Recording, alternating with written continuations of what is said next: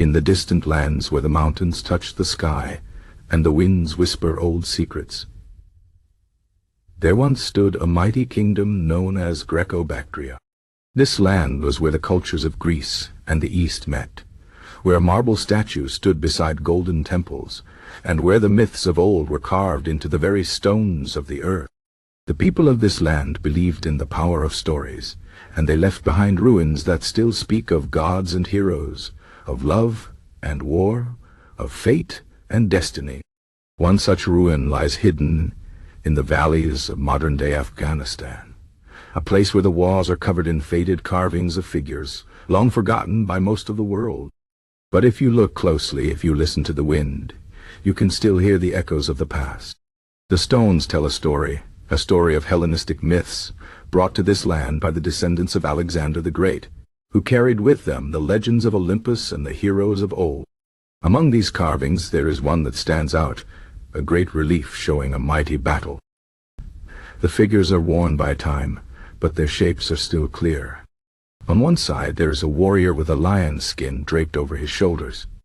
His muscles are carved with such strength that even the stone seems to tremble under his power. This is Heracles, the greatest of Greek heroes, known for his impossible labors and his unmatched courage. But here, in this land far from Greece, he is not alone. Facing him is a figure with many arms, a being of divine power, a god from the East. This carving tells a tale of two worlds meeting, of Greek and Eastern myths blending into one. The people of Greco-Bactria did not simply copy the stories of their ancestors. They made them their own. They believed that Heracles had journeyed to their land, that he had fought their gods, and that in the end he had become part of their legends. Some say this battle was not one of destruction, but of understanding.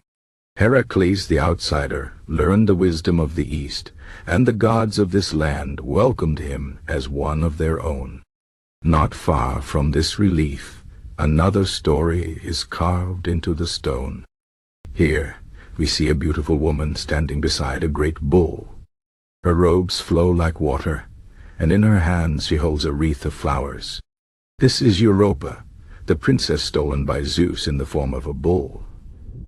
In Greek myth, Zeus carried her across the sea to Crete, where she became the mother of kings. But here in this land, the tale changes. The carvings show Europa not as a captive, but as a queen.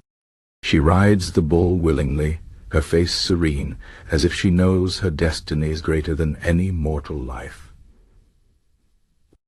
The people of Greco-Bactria saw her not as a victim, but as a goddess, a bringer of civilization. As the wind moves through the ruins, it carries another whisper, a story of love and tragedy. There is a broken pillar where two figures stand close, their faces almost touching. One is a man in armor, his helmet resting at his feet. The other is a woman with wings, her hand reaching out as if to stop him. This is the tale of Achilles and Penthesilea, the warrior and the Amazon queen. In the Greek stories they meet in battle, and Achilles kills her, only to fall in love with her as she dies. But here, the stone tells a different ending. The carvings show them not as enemies, but as lovers, their fate rewritten by the hands of those who believed in second chances. The ruins hold many more stories, of Dionysus, the god of wine, dancing with local spirits, of Athena, the wise, teaching the people the art of war and peace, of Prometheus, the Titan who stole fire, now sharing his gift with the East. These are not just Greek myths transplanted to a new land. They are something greater, something born of two worlds meeting and merging. The stones of Greco-Bactria are silent now, but their stories are not lost. They wait for those who are willing to listen, for those who believe that myths are more than just tales. They are the echoes of history, the dreams of a people who once walked these lands. And as long as the wind blows through these ruins, the legends will live on.